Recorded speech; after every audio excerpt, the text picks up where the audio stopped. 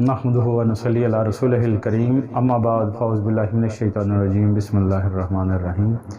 या अय्युहल्लज़ीना आमनू कुतिबा अलैकुमुस्सियाम कमा कुतिबा अलल लज़ीना मिन क़ब्लिकुम लअल्लकुम तत्तक़ून सदक़ल्लाहुल अज़ीम। नाज़रीन व सामीन अस्सलाम वालेकुम। अल्लाह पाक ने कुरान करीम फ़ुरक़ान हकीम में ये इरशाद फरमाया है कि ऐ साहिबान ईमान, आपसे पहले जो उम्मत थी उन पर रोज़े फ़र्ज़ किए गए थे और ऐ साहिब ईमान, आप पे भी रोज़े फ़र्ज़ कर दिए गए हैं ताकि तुम मुत्की और परहेज़गार बन जाओ। यानी सरकार दो आलम से पहले जो अम्बिया गुज़रे हैं उनकी शरीयत मुताहरा में भी रोज़े का हुक्म फरमाया गया था। यानी रोज़ा एक ऐसी ख़ास इबादत है जो अल्लाह की बारगाह में बड़ी काबिल कबूल और मकबूल ज़ात है। अब रोज़े की जो ज़ाहरी हैसियत है, अगर हम उसको देखें तो अल्लाह ने हर लिहाज से इंसान की बेहतरी चाही है। अल्लाह वो पाक ज़ात है जो हर एक की इबादत, रियाज़त, ज़ोद और किसी चीज़ की ज़रूरत उस पाक ज़ात को नहीं है, लेकिन इसके बावजूद इंसान की बेहतरी के लिए ही हर चीज़ की जो अहमियत है वो बताई गई है। और अल्लाह ने वही पसंद किया गया है जो इंसान के या तो ज़ाहिर के वजूद के मुतल्लिक़ फ़ायदेमंद है या इंसान के बातिनी वजूद के मुतल्लिक़ फ़ायदेमंद है। यानी दोनों सूरतों में अल्लाह पाक ने इंसान के ज़ाहरी और बातिनी वजूद की बेहतरी को ही चाहा है। अब नमाज है, नमाज हम पढ़ते हैं तो उससे पहले वज़ू करते हैं, यानी ज़ाहरी वजूद को पाक करते हैं। अब साइंस इस चीज़ पे हैरान है कि वज़ू एक ऐसी चीज़ है कि अगर इंसान के ये दिमाग के पिछले हिस्से पे अगर दिन में 2 से 3 बार पानी लगाया जाए तो उस बंदे को पागलपन का दौरा नहीं पड़ता, वो बंदा पागल नहीं होता और डिप्रेशन का शिकार नहीं होता। अब आज साइंस इस चीज़ को 1400 साल बाद मान रही है, लेकिन मैं कुर्बान जाऊँ अपने नबी के यकीन पे, एतमाद पे कि आपने उस हिकमत को जाना और 1400 साल पहले कहा कि आप वज़ू करें, और वज़ू दीन का बुनियादी जुज़ है, सबसे पहले वज़ू है। और वज़ू, ज़ाहरी वज़ू भी इंसान के ज़ाहरी वजूद को पाक करता है। और इसी तरह अल्लाह ने नमाज फ़र्ज़ की, और नमाज इसलिए फ़र्ज़ की कि इंसान की जो ज़ाहरी हाज़री है, जो ज़ाहरी वजूद है, वो पाकीज़गी से इंसान को अल्लाह की कुर्बत हासिल होती है। लेकिन इसके साथ साथ ही अल्लाह ने हुक्म दिया रोज़े का। अब ये साहिबान तरीक़त के नज़दीक और साहिबान शरीयत के नज़दीक ये दो चीज़ें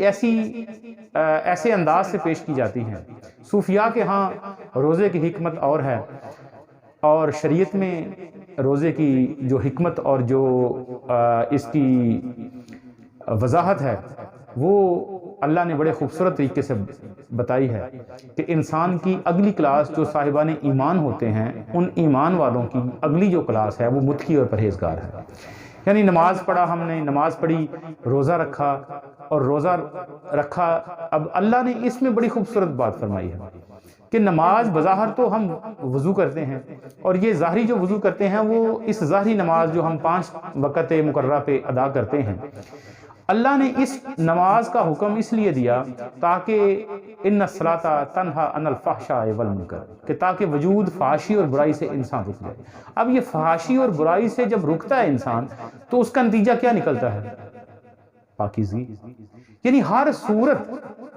अल्लाह को पाकीज़गी ही दरकार है। और जब साहिबान ईमान रोज़ा रखते हैं तो अल्लाह उन पे इतना करम फरमाता है कि उनको तकवा अता करता है, मुत्की और परहेज़गार के दर्जे पे अल्लाह पाक फायज़ करता है, जो रोज़ेदार अपने रोज़ों की हिफाजत करते हैं। और अल्लाह ने फरमाया, एक तो इसमें दोहरा इनाम है। एक तो इनाम ये हो गया कि जो शख्स रोज़ा रखता है वो सारा दिन भूख प्यास अल्लाह के लिए गुजारता है। और साहिबान, इसमें जो साइंसी हिकमत है वो ये है कि जब इंसान फास्टिंग करता है तो इंसान के वजूद की जो मुख्तलिफ बीमारियां हैं, और जब हम سیر ہو کے کھاتے ہیں اور کھانے سے انسان کے وجود میں جو غفلت اور سستی پیدا ہوتی ہے، اور صوفیہ کے نزدیک فرمان ہے اور سلطان وعارفین برہان واصلین کی پاک ذات بھی آپ فرماتے ہیں کہ سرکار دو عالم کی حدیث پاک بھی ہے کہ مومن کے لیے فاقے کی رات جو ہے وہ عید کی رات ہوتی ہے، وہ معراج کی رات ہوتی ہے، یعنی ایک رات کا فاقہ انسان کی ظاہری جو گنتی والی عبادت ہیں ان سے بہت افضل ہے، کیونکہ اللہ کی خاطر بھوکا اور پیاسا رہنا اس میں بہت ساری حکمتیں ہیں اور بہت سارے ایسے معاملے ہیں جو انسان کی عقل اس تک نہیں پہنچتی، اس کے لیے طریقت کا سہارا لینا پڑتا ہے۔ طریقت ایک ایسی چیز ہے جو ہر چیز کی بنیاد اور ہر چیز کی روح کا نام ہے۔ تو روزہ ظاہری وجود میں فاسٹنگ کے لیے انسان کے وجود میں بہت ساری بیماریاں اور قوت مدافعت کے نظام کو بہت بہتر بناتا ہے، اور اس میں ظاہری وجود کا فائدہ ہے۔ لیکن اللہ نے بڑی خوبصورت بات فرمائی ہے کہ روزے کے دو انعام ہیں۔ ایک تو یہ ہے کہ جو روزہ اللہ کے قانون کے مطابق، اللہ کی مرضی اور اس کی منشا کے مطابق جب اللہ ان روزے داروں کے روزے کو دیکھتا ہے اور روزے دار اللہ کے مرضی کے مطابق روزے رکھتا ہے تو پھر رب کریم اس پہ دو انعام کرتے ہیں۔ اب یہ تو ایک ظاہری ایک تو یہ ہو گیا کہ وہ متقی اور پرہیزگاری کے درجے پہ فائز ہوتا ہے۔ تقویٰ ایک ایسی چیز ہے کہ جو اللہ کی خشیت، اللہ کی محبت کا نام ہے، یعنی یہ وہ پہلا درجہ ہے جس پہ جا کے انسان کائنات کی ہر چیزوں سے نکل کے اللہ کی محبت میں ایسا راسخ ہو جاتا ہے کہ اس کو سوائے اللہ کی محبت اور اللہ کے پیار کے علاوہ کوئی چیز نظر نہیں آتی، یعنی اس کا جینا اور مرنا صرف اور صرف اس کی خوشی اور غم صرف اللہ سے محبت، اس کی خوشی اللہ کے قرب میں اور اس سے دوری جو ہے نا اس کے لیے غم کا باعث بنتی ہے۔ یہ ہے تقویٰ۔ اور دوسری سب سے بڑی کمال کی بات یہ ہے کہ اللہ نے خوبصورت حدیث رسول میں اللہ پاک نے فرمایا ہے کہ روزہ جو ہے وہ میرے لیے ہے۔ اور اس میں سب سے خوبصورت جو بات، جو بڑی ہی مجھے تو اس چیز کا بڑا لطف آتا ہے جب اس چیز کو میں یہ چیز سوچتا ہوں کہ اللہ نے فرمایا کہ روزہ میرے لیے ہے اور اس کا اجر میں ہوں۔ یعنی آپ اس چیز کو سوچ لیں، علماء ظاہر نے تو ہمیں اس چیز میں پھنسا دیا ہوا ہے کہ روزے کا اجر اللہ دے گا۔ مجھے یہ بات بتائیں کہ کوئی چیز اللہ عطا کرے وہ زیادہ ضروری ہے کہ اللہ کی ذات گرامی خود انسان کے لیے سب سے بڑا انعام ہے کہ اللہ نے فرمایا اس کا روزے دار کا اجر میں ہوں۔ یعنی دو چیزیں ہو گئی کہ پہلی چیز کہ کیا انسان کو تقویٰ حاصل ہوتا ہے، انسان کو پرہیزگاری حاصل ہوتی ہے، یعنی وہ ایسا معصوم اور ایسا پاک ہو جاتا ہے کہ اللہ رب کریم اس بندے کو اپنی محبت اور اپنے پیار اور اپنی قربت کے لیے چن لیتا ہے۔ یہ سب سے بڑا انعام ہے۔ یعنی اللہ نے معاشر والے دن فرمایا کہ اس روزے کا اجر میں خود ہوں، یعنی ذات گرامی، وہ ذات جو اللہ کا ذاتی نور ہے، ذاتی وجود ہے، اس وجود کا نام فرمایا کہ اس کا انعام یہ ہے کہ اگر میرے مطابق روزہ رکھا جائے تو پھر میں اس کا انعام خود عطا کروں گا، یعنی وہ انعام میں ہوں گا۔ یعنی اس سے بڑی کیا چیز ہے کہ کائنات کا حکم الحاکمین جب معاشر والے دن اس بندے کو جو روزے دار ہوگا اس بندے کو اپنے قریب بلا کے یہ کہے کہ تیرا انعام میں ہوں، تیرا انعام میرا وصل ہے، تیرا انعام میری قربت ہے، تیرا انعام میری محبت ہے، آج تم نے میرے لیے بھوک اور پیاس رکھی، آج اس معاشر والے دن جس میں نفسا نفسی پڑی ہوئی ہے، کسی کو بھوک اور پیاس کا غم نہیں، لیکن میں تیرے اندر کے تیرے باطن کے ہر پیاس ہر چیز کو بھلا کے تجھے ایسا امن اور اطمینان اور سکون بخشوں گا کہ تیرے لیے صرف میری ذات ہی وحدہ لا شریک ہی اول اور آخر ہو۔ یعنی وہ جو انسان کا اصل مقصد تھا، کنت کنزا مخفیا فاردت ان اعرف خلق، کہ جو مقصد حیات تھا انسان کی تخلیق کا کہ اللہ نے اپنی محبت کے لیے انسان کو تخلیق کیا، تو صاحبان یہ وہ رکن ہے دین کا، وہ خوبصورت جزو ہے کہ اس کو باقاعدگی سے آسان طریقے سے ادا کرنے کے ساتھ اللہ انسان کو دو چیزیں اس کا انعام عطا کرتا ہے۔ ایک اللہ کی ذات گرامی خود اس کے لیے انعام کی صورت میں ہوتی ہے، اور دوسرا تقویٰ ہوتا ہے، یعنی جو تقوی والے ہیں وہی اللہ کی قربت اور وہی اللہ کی ذات سے محبت کے اہل ہوتے ہیں۔ یہ ہے روزے کا نتیجہ۔ بظاہر ہم بھوک پیاس کرتے ہیں، لیکن اس میں سب سے جو خوبصورت بات ہے، اب اس میں یہ دیکھیں کوئی بھی روزے دار، اس میں جو دوسری حکمت ہے، ایک اور حکمت، ایک دوسرے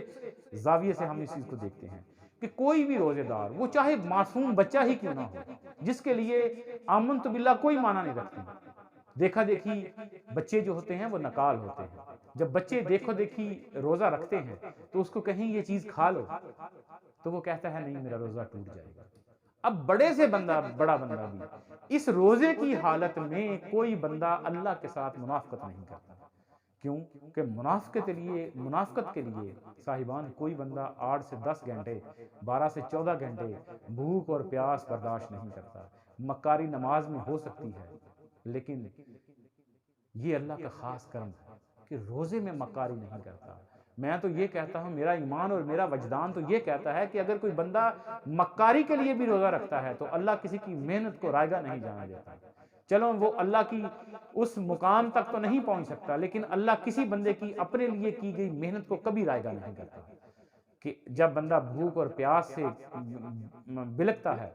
اور تڑپتا ہے تو اللہ اس کی حالت کو اتنا پسند فرماتے ہیں، اور اللہ کو اس بندے پہ اتنا پیار آتا ہے کہ یہ بندہ میری خاطر، میرے ایک قول کی خاطر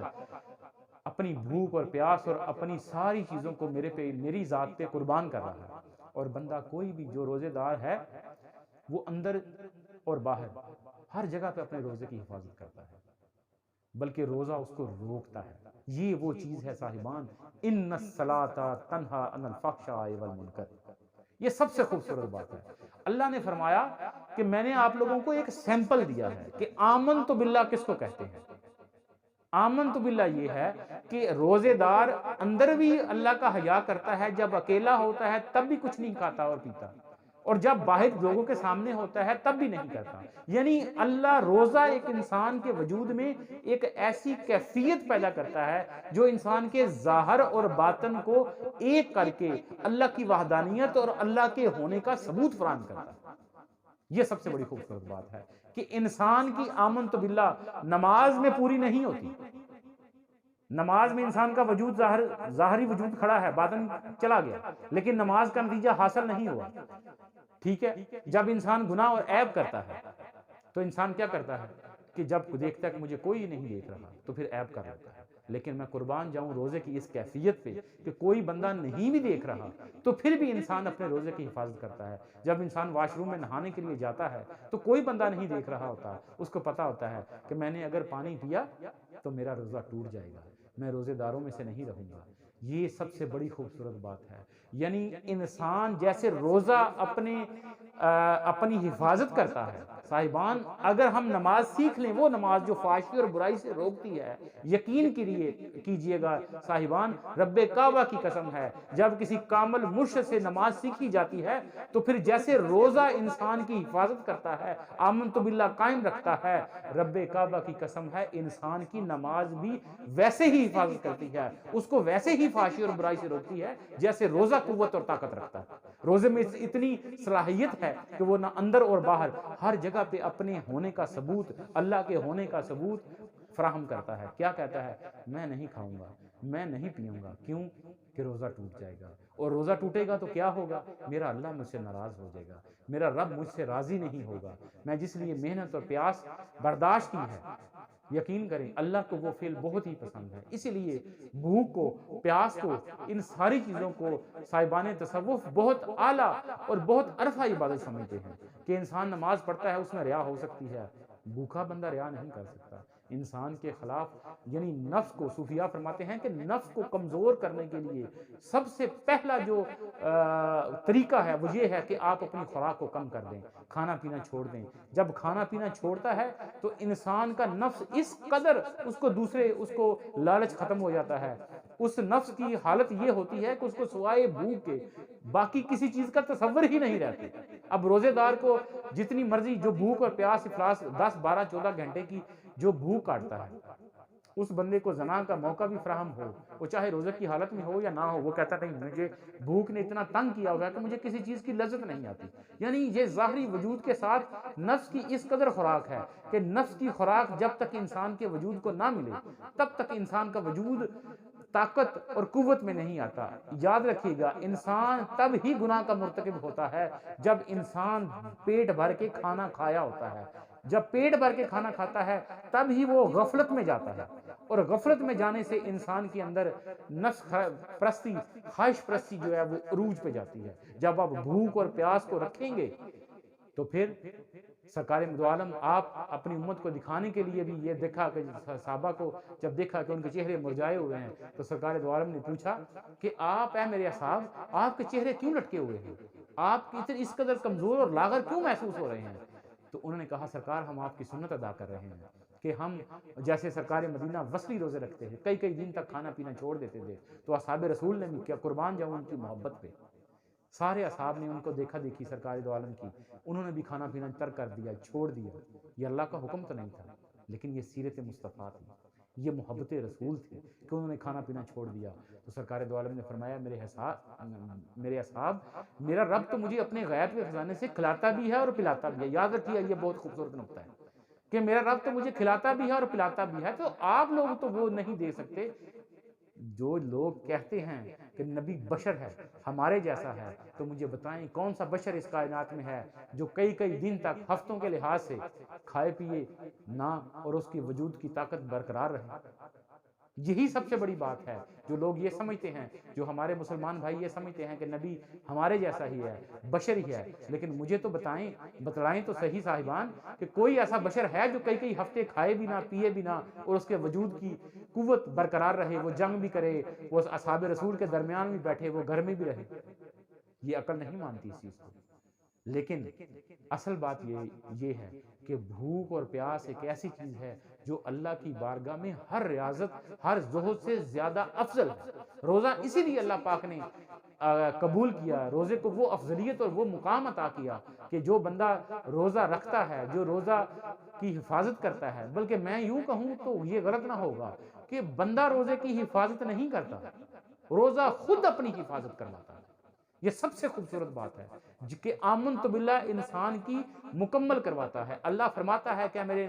بندو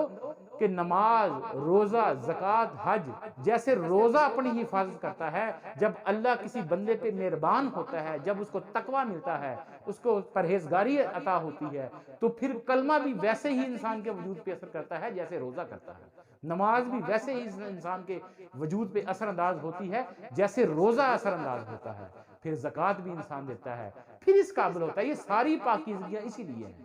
اللہ پاک ہمیں روزے کی حقیقت اور روزے کی اہمیت کو سمجھنے کی توفیق عطا فرمائے اور وہ روزہ رکھنے کی توفیق عطا فرمائے جس کا اجر کل کو رب کہے کہ اے میرے بندے تیرا اجر میں ہوں، وما علینا الا البلاغ۔